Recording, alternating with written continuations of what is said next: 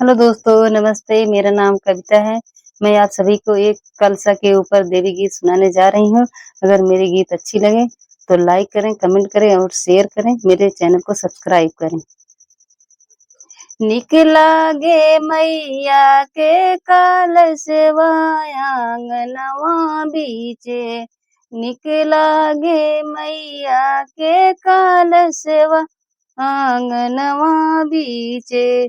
सब पूजे मैया के चरनिया आंगनवा बीचे।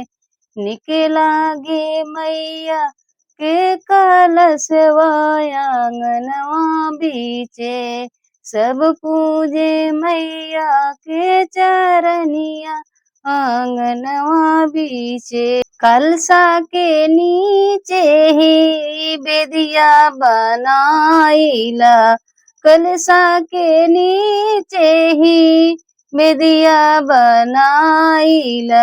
बेदिया के यारी यारी जौआ बोआइला। बेदिया के यारी यारी जौआ बोआइला। निक लागे जौआ के लहरिया आंगनवा बीचे। निक लागे जौआ के लहरिया आंगनवा बीचे। निक लागे मैया के कलशवा आंगनवा बीचे। निक लागे मैया के कलशवा। कलशा के ऊपर आम पल्लो लगाइला। कलशा के ऊपर आम पल्लो लगाइला। ताही ऊपर नारियल दियना जराइला।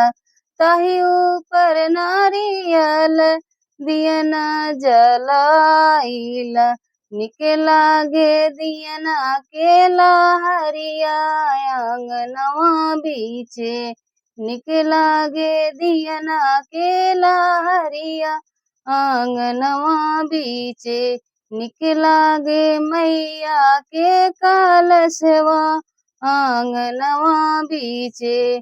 निक लागे मैया के कलशवा आंगनवा बीचे। केहू तो लाल चुनरिया केहू पियर की चुनरिया। केहू तो लाल चुनरिया केहू पियर की चुनरिया। केहू तो चढ़ावे धानी रंग चुनरिया आंगनवा बीचे। केहू चढ़ावे धानी रंग चुनरिया आंगनवा बीचे। निक लागे मैया के कलशवा आंगनवा बीचे।